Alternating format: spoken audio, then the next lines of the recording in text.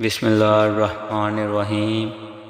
آپ صلی اللہ علیہ وآلہ وسلم نے پہلے اللہ کی حمد و ثنا بیان کی، پھر فرمایا کہ مکہ کو اللہ نے حرام کیا ہے، آدمیوں نے حرام نہیں کیا۔ تو سن لو کہ کسی شخص کے لیے جو اللہ پر اور یوم آخرت پر ایمان رکھتا ہو، جائز نہیں ہے کہ مکہ میں خون ریزی کرے یا اس کا کوئی پیر کاٹے۔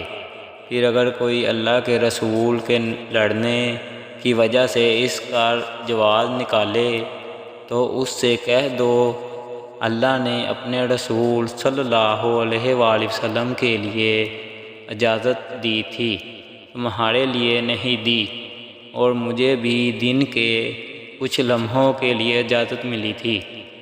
آج اس کی حرمت لوٹ آئی جیسی کل تھی، اور حاضر غائب کو یہ بات پہنچا دے۔